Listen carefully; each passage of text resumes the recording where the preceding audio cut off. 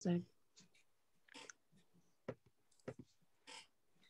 Hi everyone, I am Patricia from Your Inspirations and I will be helping Marley answer any questions that you have in the chat room. So make sure that you are participating in the chat if you have any questions or comments, and I think we're ready for you, Marley. All right. Well, hey everybody.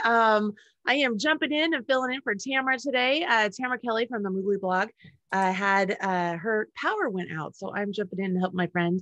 And we're going to learn how to make her very own pattern, the multi-pocket crochet tote organizer. This organizer is so fantastically Tamara, it's ridiculous.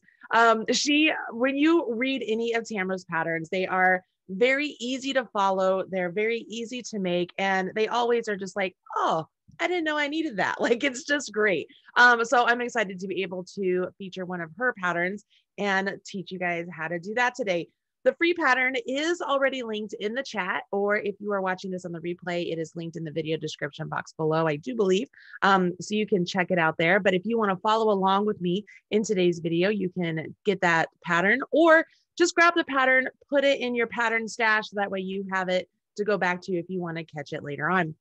All right, so this particular pattern calls for Patons Grace, and I am actually going to use a thicker yarn than Patons Grace today, just so that you guys can see it better on camera. But this is supposed to be made with a mercerized cotton yarn and a size G crochet hook to make those stitches just a little bit snug, so that way as you're putting the tote on your, or putting the organizer on your tote, you know, things don't fall through and such. But it's pretty easy. I'm going to walk you through the things that I think you need to know in order to make this tote. It's pretty easy. I don't think I will make mine full size, but I'll do everything I can to kind of walk you through and make it work for you. So if you're ready, go ahead and grab your yarn, grab a hook, and we will jump in. Let's go ahead and go down to my hands. Okay, so we are down here. I'll start off by telling you guys, I am using a, let's see, what size is this? This is a 5.5 millimeter hook. So it's a little bit bigger. This is a basic Susan Bates hook that has a big handle, just because I crochet a lot. And so if I don't have a big handle, my hands get stressed out. So this is no special hook or anything. It's just a basic old hook. And then I'm using some worsted weight yarn. There we go. So I'm going to start off with a main color. This particular project is made with 2 colors. So you would want to grab 2 different colors of yarn.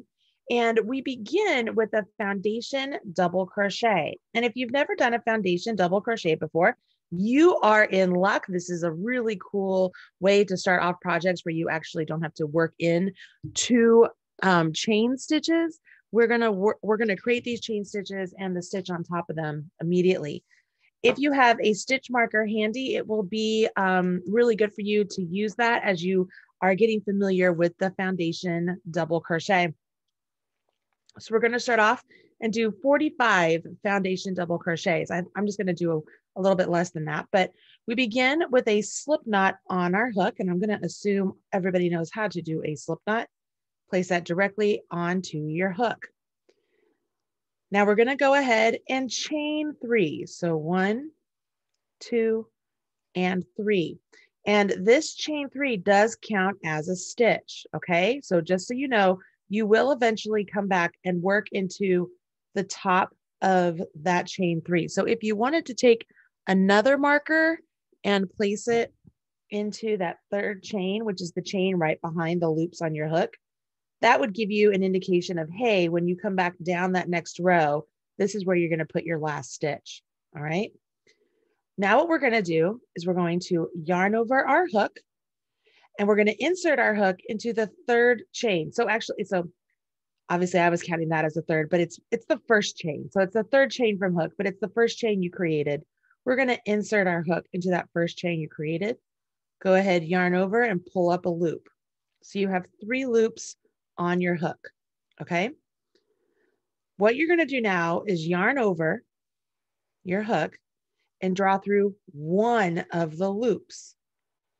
That stitch right there that you just created, that is going to represent your chain for the next stitch you make. So using this marker, you can go ahead and just place that marker right into that chain. I'm not going to actually seal it. I like to just put my marker there just so I can easily identify where I'm going to be going to next time.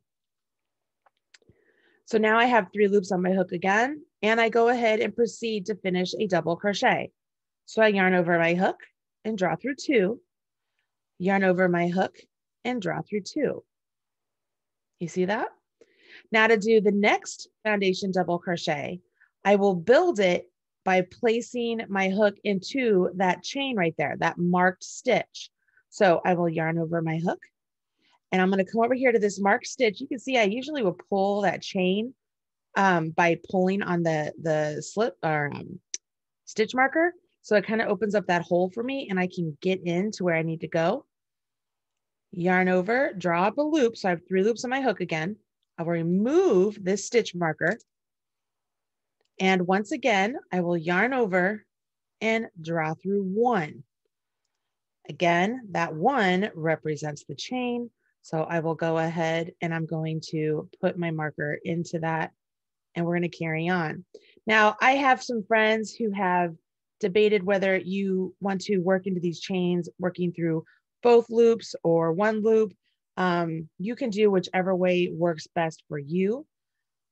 I like to usually go through 2 loops when I'm going through that chain, but right now I'm going to finish my double. So I yarn over my hook, pull through 1 or pull through 2 loops, yarn over my hook, pull through 2 loops.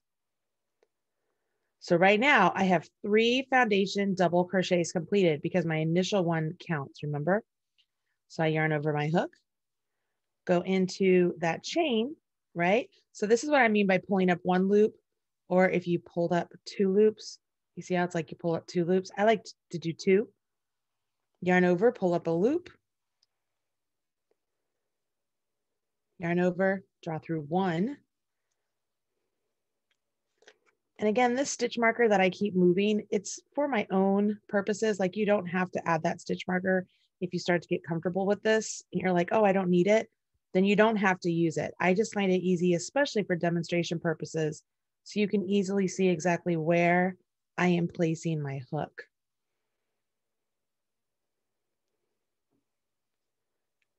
And it's just like a basic double crochet. It's just instead of going right into finishing that double, you yarn over and pull through 1 to begin, and then you finish your double. So you're supposed to do this 45 times. I'm just going to keep going here and get myself some fabric so that way we can work this pattern. How are we doing, Patricia? I was going to ask you, would we have the chance to go over the Slipknot again? The Slipknot? Yeah, I can do that. Here, I'm going to do this. I'm going to put this down. I'm going to grab another hook and I'll show you so that way I don't have to undo those. Let me grab another hook. Here's a different hook with a different handle. And I'll grab the other yarn just to show how to do the Slipknot. If you take the tail of your yarn, put it in the palm of your hand, take your working yarn, wrap it around your forefinger and your middle finger. When you bring that yarn back up, go ahead and cross it over. Then rotate your hand over, take your hook, go underneath the front loop, grab the loop behind it, pull it off, take your fingers out, pull those tails, and you have a slip knot. I'll do that one more time. Working yarn in the palm of your hand, or tail in the palm of your hand, working yarn, wrap it around your forefinger and your middle finger. When you come back up, cross over, rotate your hand over, go underneath the front loop, grab the back loop, and just pull it off your fingers. And there you have it. That's how you do a slip knot. Is that good? All right, so I'm going to keep going here. Awesome. The great thing about this particular pattern, just like most of Tamara's patterns, there's not a whole lot of, I'm going to call it like extra hoopla happening. Like you can very easily get the result you want with some very simple basic stitches, and they really just pack a punch. So the great thing about learning the foundation double crochet is, one, this is a great tool to add to your crocheter's toolbox, but it's working directly, or it's preparing you for the double crochets you will be making for the rest of the pattern. So we are, in essence, learning 2 bits of this pattern right now, just with the basic foundation double crochet, because we're doing the foundation part, right, where we go into that chain that we create, and then we're creating that chain by yarning over and pulling through 1. But then this is like how you would do just a basic double crochet by yarning over and drawing through 2, yarn over, draw through 2. And you would just keep doing this. Now, the 45 double crochets, you guys, that is going to give you the width of your piece. So say you have in mind precisely what tote you want to put this on, and maybe you need it a little bit bigger for whatever reason, and you want yours a little bit wider than 45 double crochets across. You could do more than just the 45. The beauty of this particular pattern is it's very customizable, very customizable. I'm gonna do a couple more here. Show of hands, those of you who are here live, how many of you have done a foundation double crochet before, or a foundation single crochet? And is it something that you like to do? Or on the other side, guys, is this the first time you've ever done it? And how are you liking it? So let us know in the chat. Let us know what you're thinking. If you can put your hook down and type. I know that's a little tricky. If you guys have noticed what I've stopped using my marker, right? Because I figure you guys can see what's going on. But something that you probably have noticed I'm doing, after I pull up my initial loop, when I yarn over to draw through 1, I grasp the bottom of the loop that I just pulled up, right? So it doesn't overstretch. And then when I go to finish my double crochet, once again, I grab the bottom, so that way they just stay nice and uniform. I don't let them get overstretched out. So that way I have a nice consistent stitch working across my row. Let me see here. All right, so as you're going along, you're probably wondering, okay, how do I know where I am? So I'm going to show you here. I'm just going to pull this up so it doesn't go anywhere. And as you're looking at your piece right here, if you've marked this one, you know that that's your first, right? And so if you kind of tilt this up, you can see that there are these, it's like a row of V's, right? It's like a column of V's. It looks very similar to knitting. And so you could count each one of those V's, knowing that that's the top of a stitch. So knowing that this one I marked is number 1, I've done 1, 2, 3, 4, 5, 6, 7, 8, 9, 10, 11, 12, 13, 14, 15, 16, 17, 18. So I'm going to get it to a nice even number. I'm going to do 20, I think. I'm going to come back here and just do a couple more. Pop it in.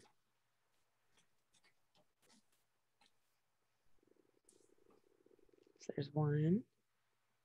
And then this would be 20 for me.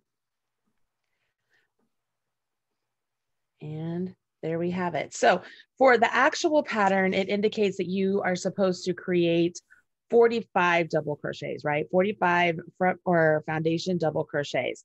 Remember that initial one counts as 1. Okay, so I did 20 instead of 45.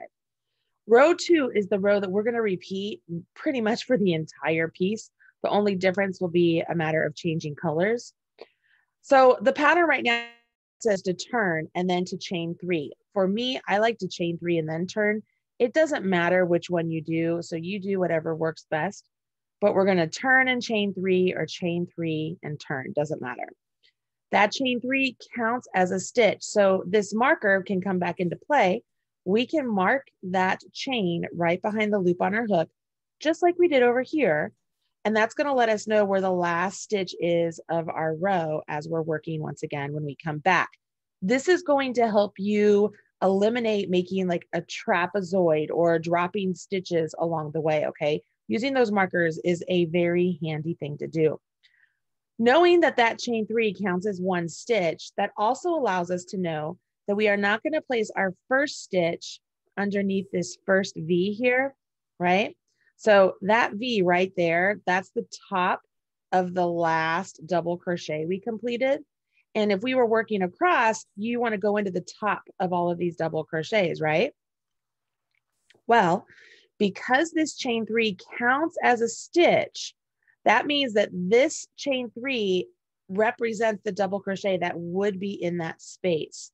So your very first double crochet you're going to complete will actually go into the second double crochet. Does that make sense? So if I hold this here like this chain 3 counts as a double crochet that would be put into that space. So if I put a double crochet into that space, I would coincidentally be increasing. I don't want to increase. So I want to make sure my first double crochet goes into the next one. So right where my hook is.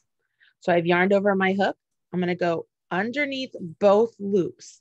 Can you guys see what I mean there? But when I say both loops, this is the front loop. That is the back loop. As we're working these stitches, we want to go through both loops, yarn over our hook, pull up a loop. So now you're back to the 3 loops on the hook, just like we were when we did the foundation.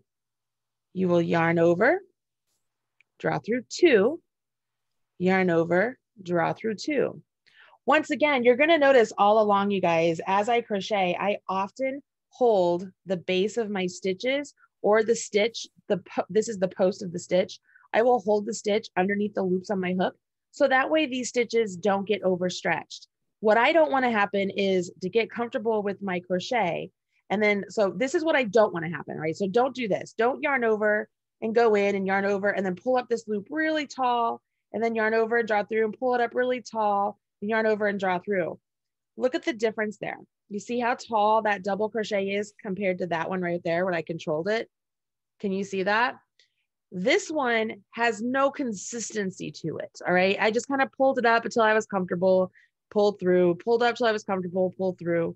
Where this one, all of my yarn overs and pull throughs were the same size as my hook. That is how you maintain gauge, you guys. So I'm gonna undo the one I don't want. The whole idea of being on gauge, which gauge isn't super important with this particular piece, but this is important to know anyways. As these loops are resting on your hook, notice they are going back to where it's the full size of the hook. They aren't up here in the tapered section. They're in the full size of the hook. And that's because this full size of the hook gives you the size of the stitch you want. So for example, as I yarn over, I go into this stitch, yarn over, pull up. So I have 3 loops on my hook. If I push up like this, they're all the same size, but obviously this has to come down to the tapered portion so that I can work yarn through, but it's all the same size. See how they're all the same size? So when I yarn over and they're all pushed up here, I pinch them, right? So they aren't going to stretch. They aren't going to get smaller. They're going to stay that size. And I pull through 2 of them. They didn't get overextended. Now these loops up here are the same size as my hook. I yarn over, I pinch, and I pull through. And once again, I have a double crochet that's the same size as its partner. Y'all see that? Yes, guys, this is not super important for this particular piece, but it's important as you expand your crochet skills and you maybe want to eventually start selling some like blankets or something on Etsy, or maybe you just want your stuff to look a little bit more professionally finished. This is a really great way to make sure that all of your stitches are very nice and consistent. Use your hook to your advantage. Make your stitches the same size as your hook and don't allow them to overstretch as you're going through. Okay, so you yarn over, pinch underneath your hook and pull up. Yarn over, pinch underneath your hook and pull up. It just keeps it really nice and consistent. Now, as I'm going along, you'll notice that I'm just going underneath each V. Like if you were to turn your work and look at the top, I'm going underneath both loops or the V of the stitch, right? I'm going underneath both loops and I'm completing a double crochet. And then I go to the next one and complete a double crochet. All right. Now here's the crazy thing, y'all, because this particular bag is so easy and because it is just made up of these double crochets, it makes it super easy to just accidentally start getting too tight, right? You start cruising along and you start making your stitches too tight. So even though you have not dropped a stitch and your stitch count hasn't changed and the height of your stitches hasn't changed, but maybe the width of your stitches has changed. And that can be caused to actually just being too comfortable. It could also be caused by being overly stressed. So one way to make sure that your stitches are nice and consistent width-wise is, think of this. If I were to take my hook and place it like it's up and down as if it were a double crochet, as I go like this, that the circumference of this loop on my hook, right, is the same size as my hook, which is what I want my stitches to be. And as I come and go like this, if I can keep that loop that same size as my hook, it'll keep the distance between my stitches nice and consistent.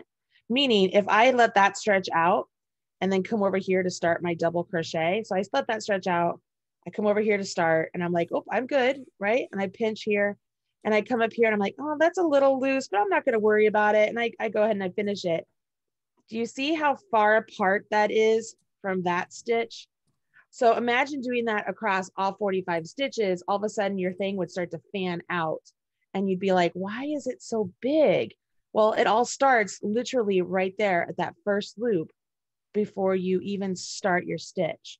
So you want to make sure that first loop is not too tight, right? You don't want it too tight. You want it to be a comfortable balance to where if you were to take your hook and just go straight up and down to that next stitch, it's going to be just nice and comfortably consistent just with all the other stitches. I'm giving you a lot of extra like advanced finish, not even advanced. These are just finishing things, guys, because I'm trying to make sure you can see how you can make just a simple double crochet piece actually work to your advantage by teaching you how to do like perfect your stitches a little bit and to make them nice and consistent. I'm also trying to go a little bit slow here so you guys can see. All right, so I'm coming up to the end, and this is usually where people will make that mistake or ask that question. Do I put a stitch down there? Do I not put a stitch down there? Like, what do I do? Well, we know that that stitch counts as a, or that chain, right? Those chains count as a stitch because we read that at the beginning and we marked it. So here's another tip, y'all. Do not go into the space right there between the stitch and the chains. I'm going to show you why.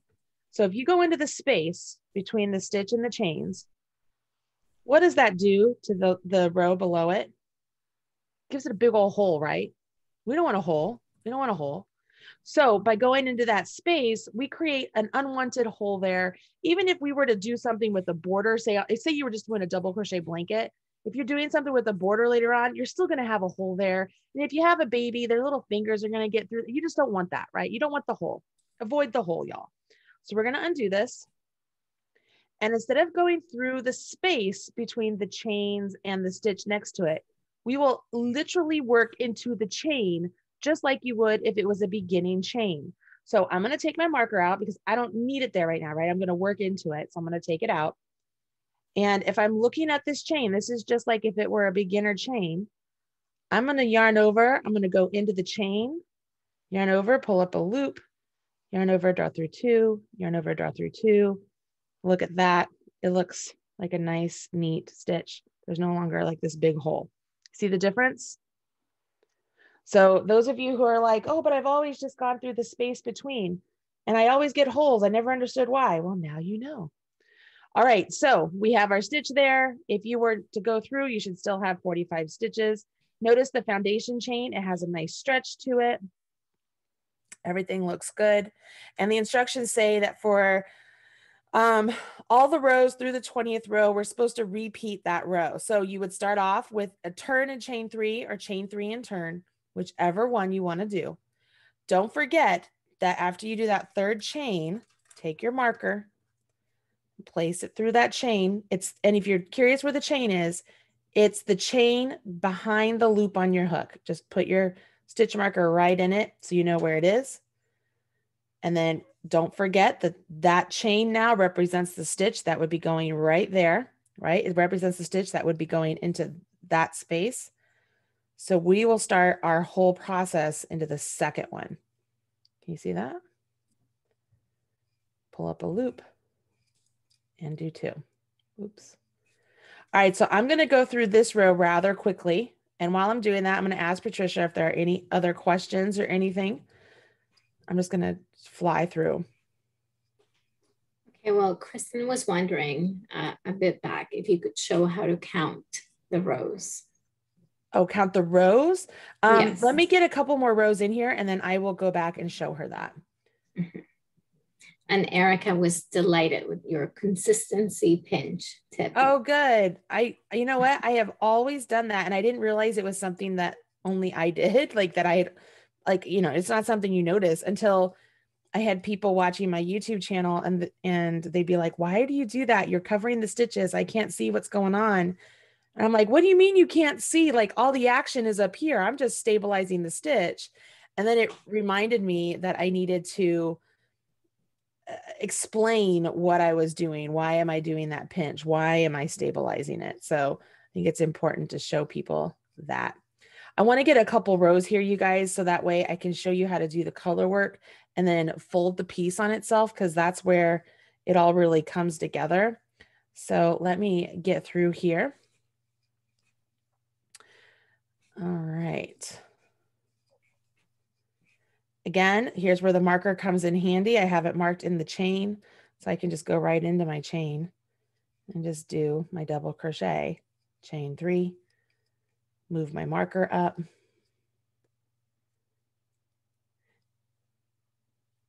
Just a reminder, everybody, you don't need to use the markers. I just find them extremely helpful, especially if you guys are new crocheters. They will help you so much because they let you know exactly where your stitch is supposed to be.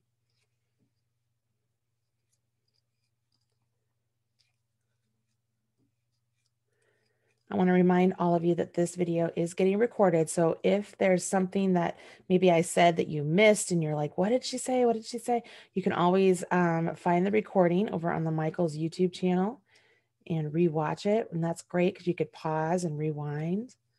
And then as you make these awesome tote organizers, you guys, be sure to share with us on social media. Use hashtag Marley Bird, hashtag Yarnspirations. And you know what? Totally tag Tamara over from Moogly. I think on Instagram, she's either at Moogly or at Moogly blog, but she's pretty fantastic. And if you are interested in this pattern, I guarantee you, you'll be interested in a lot of her other patterns. They are super fantastic. She and I both have YouTube channels that you could follow along with. So there's a lot of good stuff happening here. All right, so I'm going to get to the end of this row and turn my work, and we're going to pretend that we are on row 21. All right, guys. All right, so I'm finally to a part where I can just pull yarn out of my little yarn bit here. Get to the end. Row 21 is where something changes ever so slightly to help us with the construction of our piece. So the instructions, if you guys are reading, it tells you to do double crochets, but through the back loop only. So this whole time we've been working through both of those loops, right underneath the V. And what we're going to do now is only work through the back loop. And what that's going to do is give us a fold line for this piece. So I'm going to go ahead and do my chain 3 and mark it. And when I turn my work, you'll see it says working in the back loops only, 1 double crochet in each stitch to the end. So we're going to put double crochets into all of these, just like we've been doing, only instead of working through both loops like that. Can you guys see? I'm sorry, I keep rotating. Working through both loops under the V, we're going to just go through the back loop. Can you see that? So we're not going to go through both. We will just go through the back. Yarn over your hook, pull up a loop, yarn over, draw through 2, yarn over, draw through 2. It's going to leave this exposed loop here. So this is the front loop. It's going to stay exposed. So when we fold our fabric, that exposed loop is going to be running across the bottom, and we will actually slip stitch across it when we're doing our join. This is, I mean, again, guys, I'm telling you, Tamara, just the way she constructs things is so wonderful because there's a purpose for it and it just makes it super easy. So I'm just going through working my double crochets just like we did before, and I'm working through the back loop. And again, this is going to be our fold lines. This is essentially the fold of our fabric. So at this point, kind of a customization note, the first 20 rows, you guys, those count as like the back half of your organizer, because from this point forward, this is the part that's going to fold over to the top. So if you want your organizer to be a little deeper, you could do more rows than the 20 rows. If you want it a little bit more shallow, you could do fewer rows than the 20 rows. Just remember, you might have to also adjust the front rows from this point forward if you do it more shallow, depending on what you want. But you'll notice here, I'm just going all the way across and I'm just going through that back loop, just going right through that back loop. It's called back loop only. Same thing as far as double crochets. When we get to the end of this row, she does indicate that we're supposed to put markers on either side of this row. So the good news is I already have a marker down here, right? So I might just leave that one in place and just place a marker on the other side of this same row.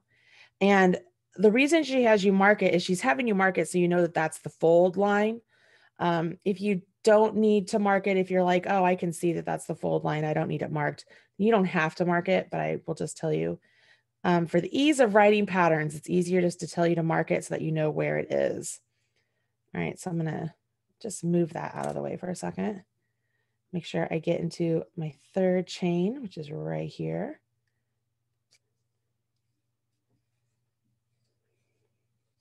All right, so there's that. When this is set down, I don't know if you guys can see very well. Can you see how that line right there is exposed on the bottom? Exposed, it's exposed. So what will happen is when this portion folds up and you seam the sides, you're going to seam the two, like this portion and this portion together with single crochets. And then you'll slip stitch all across this exposed stitch right here to get to the other side. And then you'll single crochet up on that side to join and actually make a pocket. Does that make sense? Now, obviously, guys, this should be longer for the purposes of what we're doing. I'm just doing a little tiny swatch here, but I'm going to go ahead and jump into changing colors here, okay? So just so that you all know where I am in the pattern, what I just did represents the 21st row. For rows 22 and 23, you would just do the double crochet back and forth. So it's just like row 2. Nothing's happening there. Then for row 23, or no, I'm sorry, for row 24 and 26, we actually will change our color. We're going to change our color to color A. We're going to use color A. So this is going to give us our striping. All right, you guys all with me on that? All right. So she does have you break the yarn. She has you cut the yarn. So I'm going to go ahead and follow her instructions and do that. So I'm pretending that I'm at the end of row 23. All right, that's what I'm going to do. So I'm going to cut my yarn. I leave a nice long tail so I can weave it in later. But here is a little something, y'all. Before I change colors, before I turn or anything like that, this is how I'm going to change colors. On the last stitch of the row before my new color is supposed to be worked, I'm going to undo that last pull through 2 from the double crochet. Do you guys see where I am here? Okay, so this is my double crochet. I pulled out the yarn that was as the last yarn over and pull through 2. What I'm going to do is I'm going to grab the new color, my color A. I can use it here. And instead of yarning over with my color, my blue, I'm going to yarn over with the next color I want to use.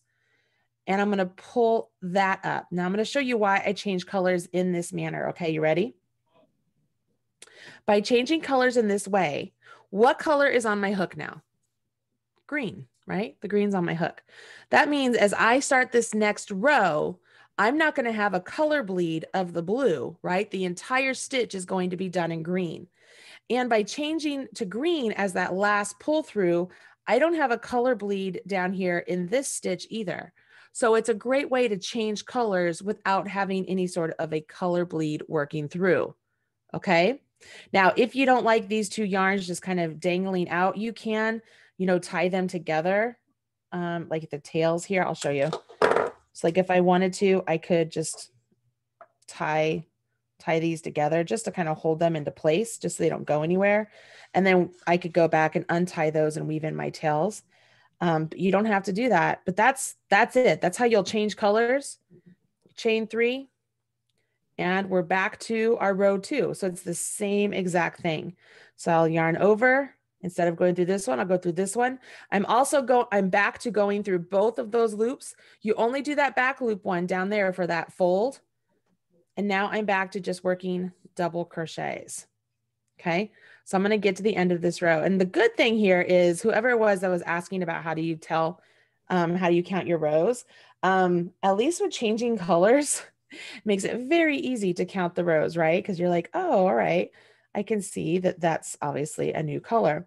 But I'm going to get to the end of this row and I'm going to show you how I count the rows, because I do it in such a way that I identify what I would call the right side of a stitch and the wrong side of a stitch.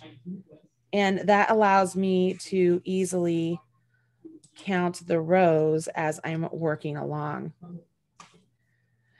So just to recap, the first 20 rows would be considered the back of the organizer. The next rows that we're working on, those are the front of the organizer. Those are the flap that's going to come up that we will stitch into place. So if you want your organizer to be shorter or longer as far as the depth of it, you would do more rows. If you want your organizer to be wider, then you would do more stitches. Okay, let me get this here.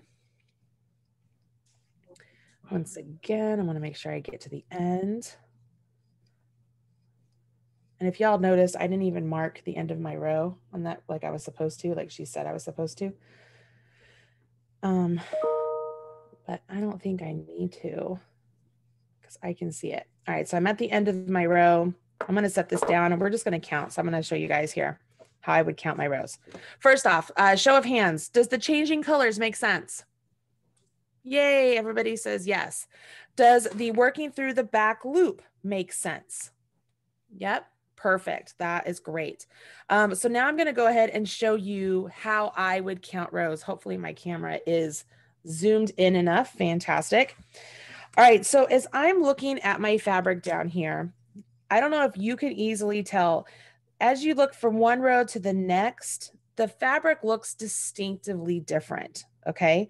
And you can kind of get a glimpse of, let's pick on this row right here. Can you see as this row right here, like the bottom of these stitches, they look just a little bit fatter than the ones up here. These ones look like they're more tidy and they're sort of recessed back. Look at your own, see if you can see that on your own as well. Okay. For me, when I'm looking at my fabric, the ones that look like they're a little bit fatter, they look like they're a little bit closer to me, a little bit bigger. They also look like they're the back of the stitch. Like as I'm crocheting along, I would consider as I'm crocheting, that looks like the front of the stitch. So as I'm crocheting this green, I would say, okay, I'm looking at the front of this stitch. And when I look at the row beneath it, I know that I'm looking at the back of that stitch, right? Because I had turned my work. So I know I'm looking at the back of it.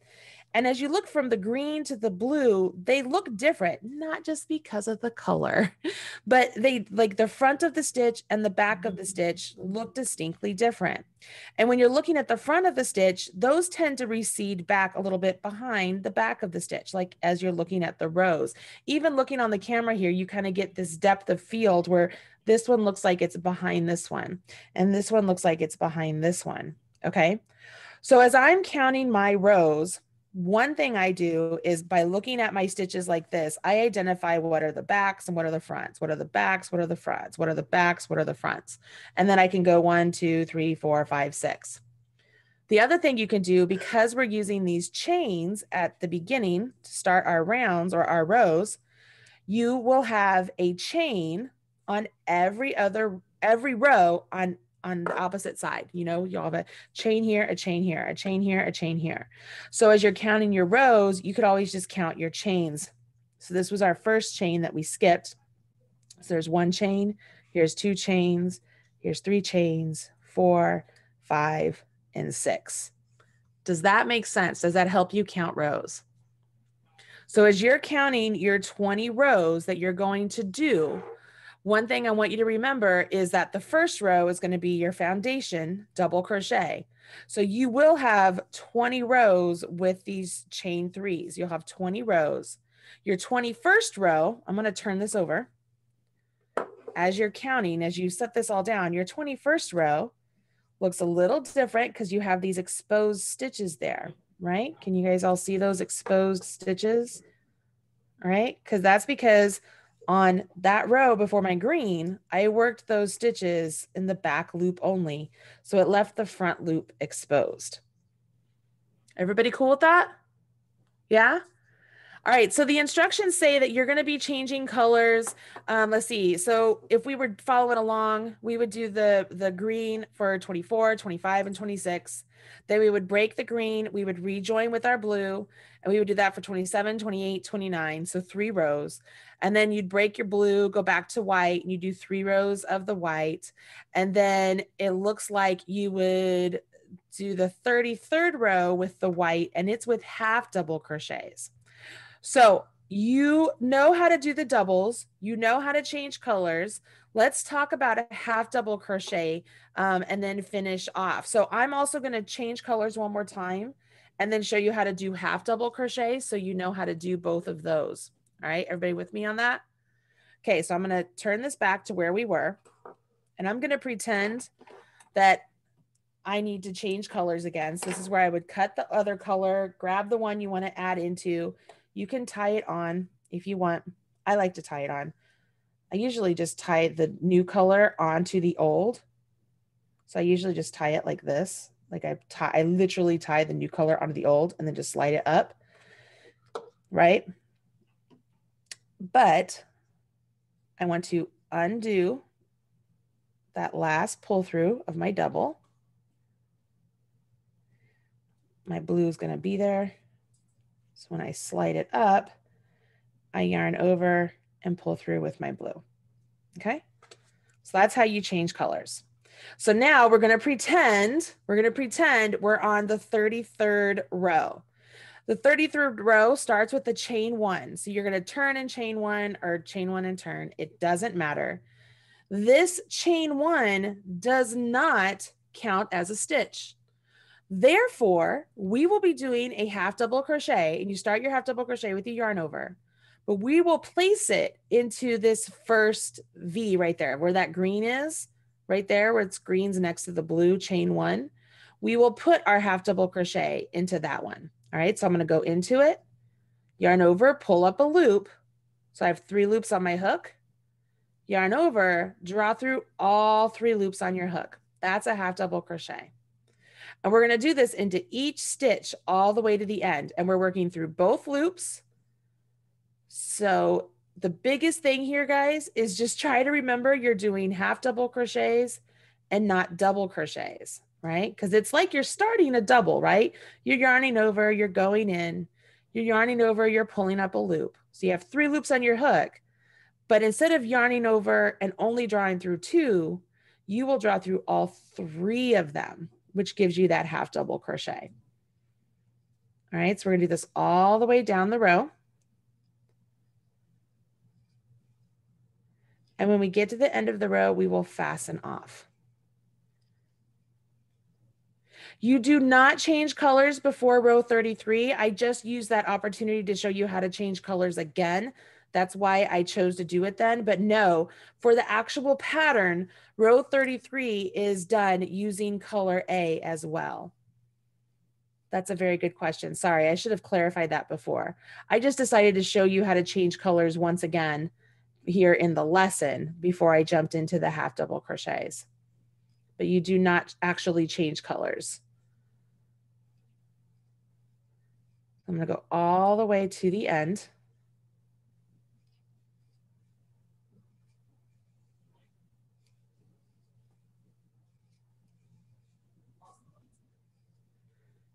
Don't forget to place your stitch into that last chain 3. I didn't mark it down there. So I just, at this point, I know that I'm working into that chain 3. So I just make sure I go into the chain and work my half double. Now I'm going to fasten off. So I will yarn over, draw through one. So it's like you're doing a chain. Cut my yarn. If you guys haven't realized, I have a pom-pom on the end of my scissors so that I don't lose them. It's a great pro tip, y'all. And then just pull this loop through, give it a tug, and you're fastened off. All right. See here? So now at this point in the pattern, this is where you would do the finishing. Okay. So you're going to fold your work on the 21st row. And if you didn't mark it, you can find it easily by looking for those exposed bumps, right? So we're going to fold it this way. So the exposed bumps are on the outside. Okay. So this is like a super duper tiny pocket, but this would be our fold. And now what we're going to do, this is going to be our right side. You'll turn the work so that you're working along the side here, and you're going to single crochet along the edge. Now, the pattern doesn't say that you single crochet around this body part up here, okay? It just uses the single crochet to join here. If you wanted to, you could like start up here at the top and just do basic single crochets along the edge. And then when you get down to where the fabric is doubled, you work through both of them to get like a more finished portion up here, but you don't have to do that. The pattern is not written that way. But essentially you fold it like this, turn your work. Let's see, I'm going to turn it this way because I'm right-handed. So I work this direction. I will tell you, before you do all of this, weave in your tails. And if you don't know how to do that, guys, it's going to be super easy. So we've established this is the right side. So I'm going to unfold it, take a tapestry needle. It's really easy with a bent tip tapestry needle like this, and just weave your tail in. Here's what I like to do. I like to go right through the base of the stitch, pull that through, and then go back through the base of the stitch. So you'll notice I skipped over one little loop and I'm going back. And then I do it one more time. I absolutely do not recommend just crocheting over your tails. That does not do the job, in my opinion. I know there are some designers out there and some YouTubers that say it's okay. I am not one of those people. I'd much rather weave it in. But weave in all of your tails here before you do the seaming. It just makes things easier. I have a little knot here. Let me just weave these in so that way it'll make the seaming easier on my end. While I'm doing that, Patricia, how's everything going? Everyone's really enjoying the class, especially the tips. Oh, good. Antoinette says she has stitch markers on her scissors so that she doesn't lose them. Oh, that's a really good idea too. And Gail says, thanks for the bent needle tail tips. Oh yeah. The bent needle is fantastic. I am also a really big fan of a really sharp chenille needle with a big eye, so that way I can get my yarn in. And with that one, I actually split my yarn as I'm going through, so it really locks it into place. But there's that's a whole nother class. I'm just going to pop through all of these real quick. I'm just trying to do this rather quickly. But to me, you guys, I mean, just to kind of go along with the whole idea of finishing tips I've been giving you, to me, if you're going to put all of the work and time into actually making a handmade piece, don't skip corners by just crocheting over your tails, because inevitably they're going to pop out in the wash if that's all you do. And if you're giving something as a gift, you don't want it to look like it's like super ugly homemade by the time it's just washed the first time. So take the time, take pride in your work, and use a stitch or a bent tip tapestry needle to weave in your tails. I'll get off my soapbox. That's how I feel though. All right, so you would want to go ahead and weave in these over here.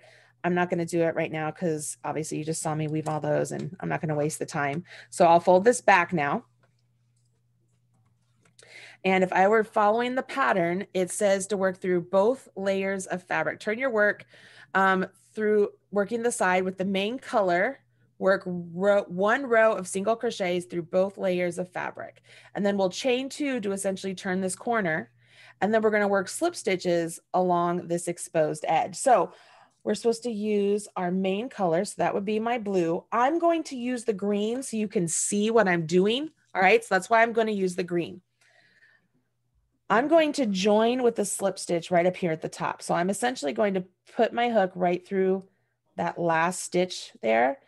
And let's see, so I'm butting up to a chain here. So I'm going to put it through the chain right there. I'm going to yarn over my hook and pull that yarn over through both of those, right? And then I'm going to yarn over and draw through one. So I'm joining it with a slip stitch. Now it says I'm supposed to single crochet along my whole edge. Well, I know from experience that if I just jump into a single crochet right here, it will be fine. But technically you should just do a chain one and then jump into a single crochet. And I'm going to place my single crochet in the same spot that I just did that join with the slip stitch. So I yarn over, pull up a loop, yarn over, draw through two.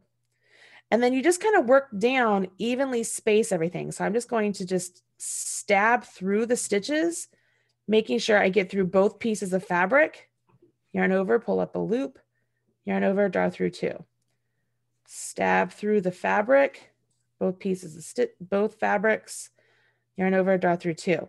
Now, remember this first one, these are half double crochets. So in theory, getting a couple stitches in there is probably kind of squished, but I don't mind it. With the double crochets, you should get one single crochet into each double crochet.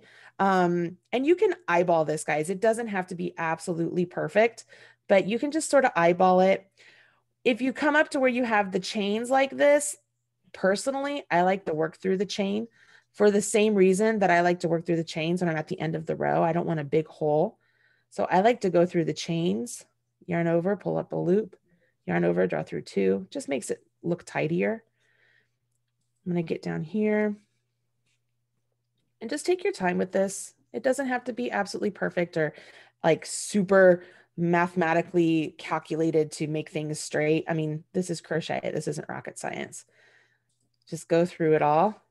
When you get down to the corner, we're going to chain two. And this chain two is essentially just going to help us to turn this corner. Okay. Once we turn this corner, that's where we're going to find all of these exposed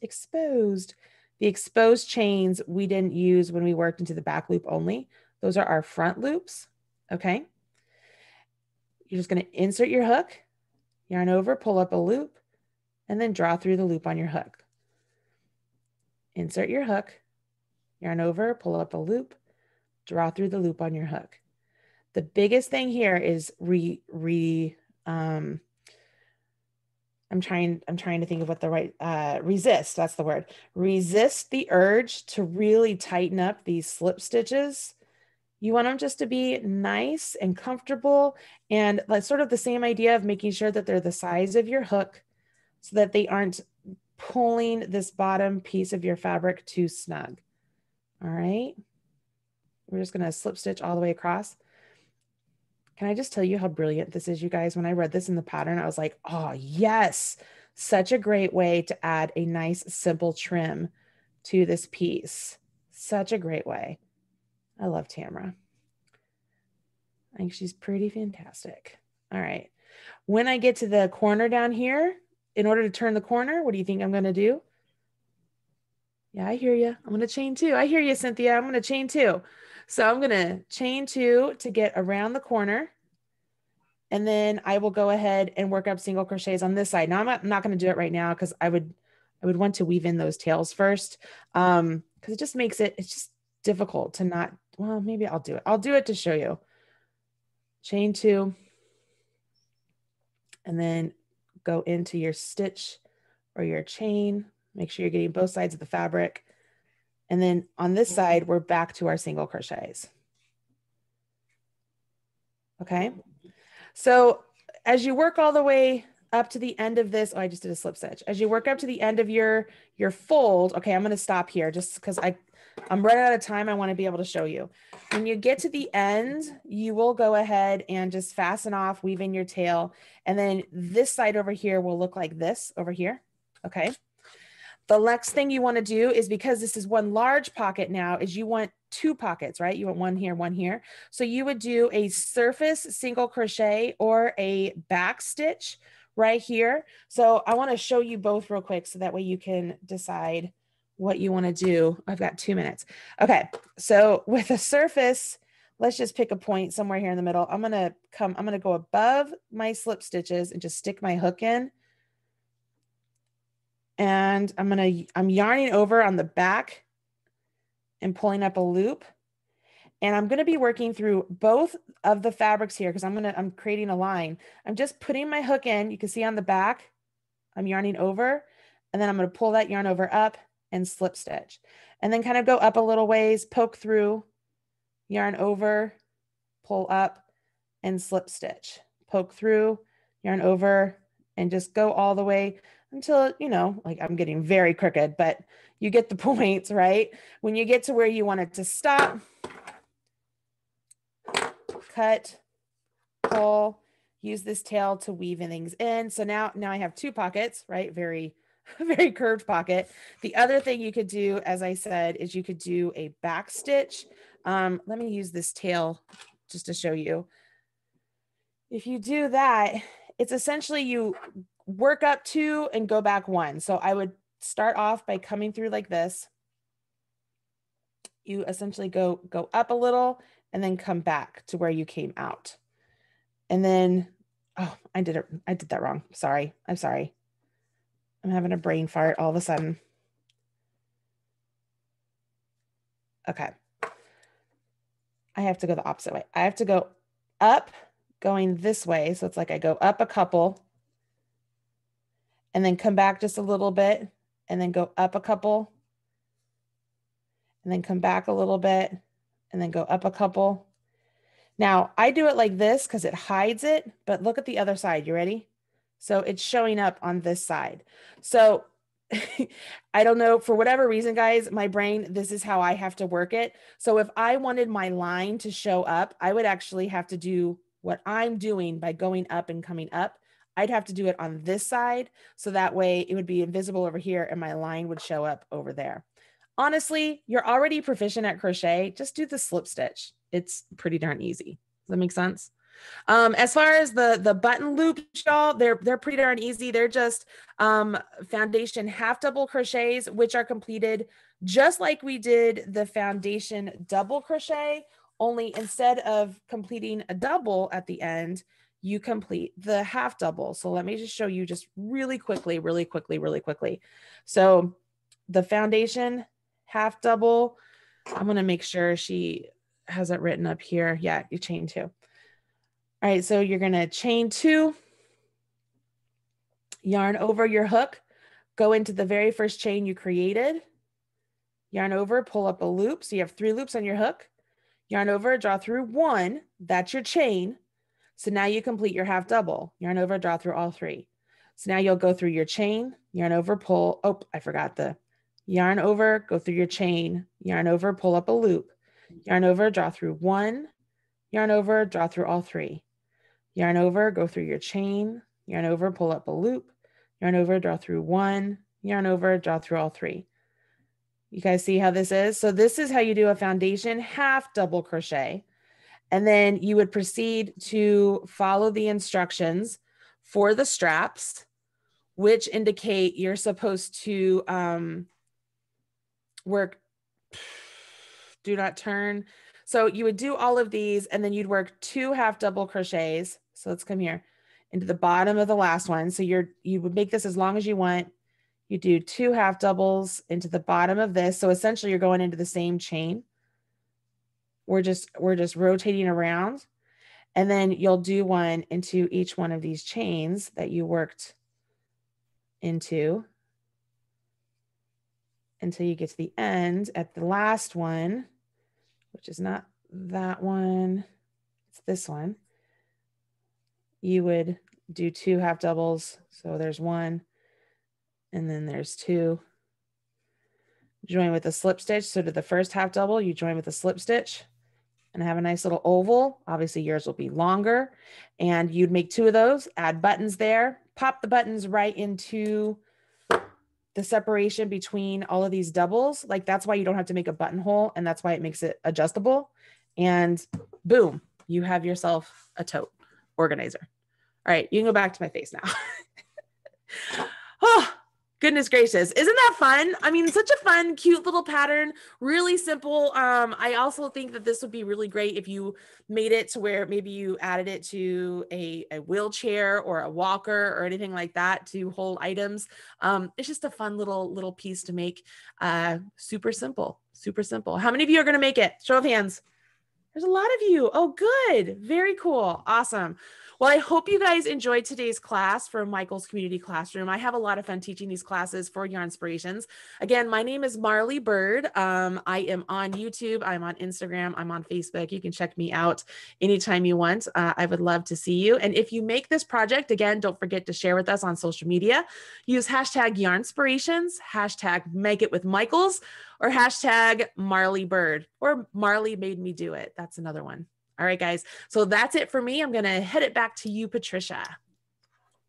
Amazing. This was such a fun class. I just wanted to thank everyone for joining us today. And just a reminder that you can find more classes on michaels.com, and the recording of today's class will be available at michaels.com/classes. All right. See you guys later. Bye.